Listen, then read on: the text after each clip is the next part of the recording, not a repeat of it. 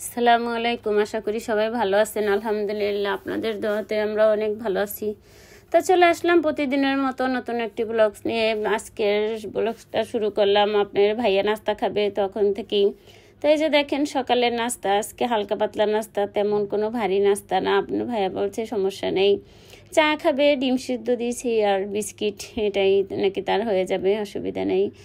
তাই আম আছে, দেখা যায় আমের দিন থাকলে সকালবেলা একটু আম কাটা হয়, ওগুলোও খাওয়া হয় নাস্তায়। তা আপনার ভাইয়ার তেমন একটা ভারী নাস্তা লাগে না, উনি সবসময় বলে যে আমার সকালবেলা ভারী নাস্তা ওনার কাছে আর কি ভালো লাগে না আর কি। ওটা বলে আর কি যে চা বিস্কিট ডিম সিদ্ধ বা একটা কলা বা একটা রুটি এরকম কিছু হলেই ওনার একদম হয়ে যায়।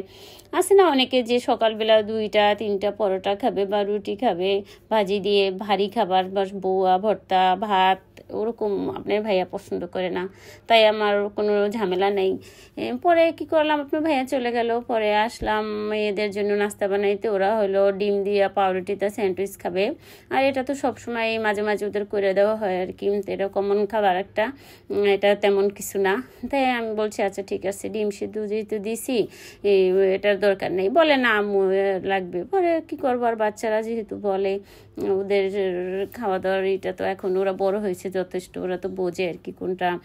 আগে যেমন ছোট ছিল যেভাবে বুঝাইছি ওইভাবেই বুঝছে যে এটা খাও, এটাই খাইছে। এখন দেখা যায় তারা একটু বড় হয়েছে, মুখ ফুটে গেছে, এখন বলতে পারে, ধরে খাইতে পারে, তৈরি করে খাইতে পারে।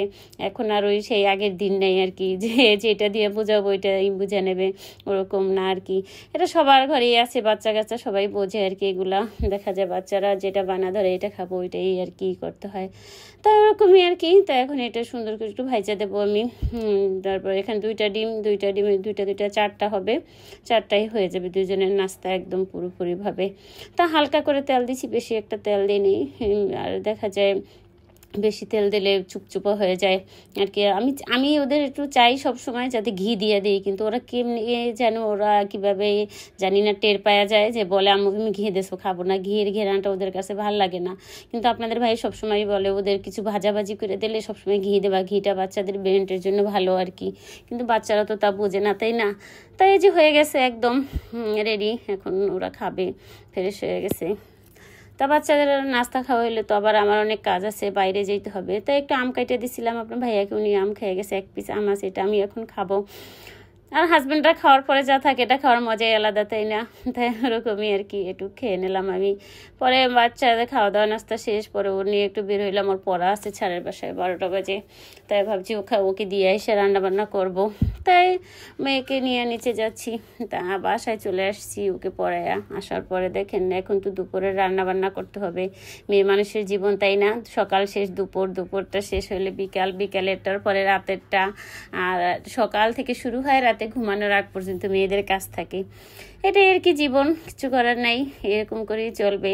আর আমি দেখছি একটা জিনিস, যে যেদিনকার কাজ কম থাকে সেদিন আর ভাল লাগে না, কেমন যে না যাইরে আজেরে মনে হয় যে আমার কাজ নাই, খালি খালি লাগে আর কি। আমরা যেহেতু কাজ করার অভ্যাস, সে কাজের উপরেই ভালো লাগে থাকতে। তাই এই যে গ্রাম থেকে আমার শাশুড়ি যে ভেন্ডি পাঠাইছিল, ভেন্ডিটা আজকে ভাজি করতেছি। অনেক সুন্দর ভেন্ডিটা, একদম নরম আবাত্তি টাইপের, তাই ওটা ভাজি করছি। ভাজির ইটা সুন্দর হয়েছে অনেক। তবে ভেন্ডি ভাজিতে একটু বেশি করে পেস্ট দিলে ভেন্ডি ভাজি আর কি মজা হয় খাইতে। এটা আপনারা খাইয়ে দেখবেন, ট্রাই করে দেখবেন। হিসাব করে পেস্ট দিলে ভেন্ডি ভাজি একদমই মজা লাগবে না, করলা ভাজির মতন। তাই ভেন্ডি ভাজি করা শেষ, এখন মুরগিটা রান্না করব।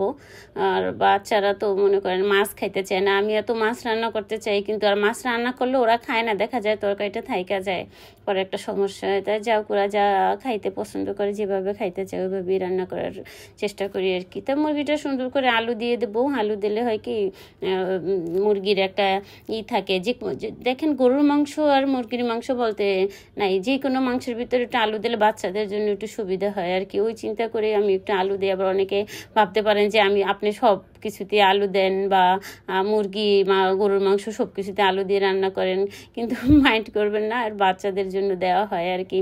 ওরা আলুটা দেখা যায় 1 পিস আলু 2 পিস আলু দিয়ে তরকারি দিয়ে ওরা খায়া ফেলায় আর কি। তো এই জন্যই দেওয়া। তাই সুন্দর করে কষাই নিলাম, এখন একটু পানি দিয়ে দেবো, ঝোল দিয়ে দেবো, পরে ঢাকা দিয়ে রাখবো, আস্তে আস্তে হয়ে যাবে আর কি। তাই এই তো রান্নাবান্না করতেছি, এগুলাই আপনাদের সাথে শেয়ার করি। যদি ভালো লাগে কমেন্ট করে জানাবেন। তাই একদম কষানো শেষ, ঝোল দেওয়া হয়ে গেছে।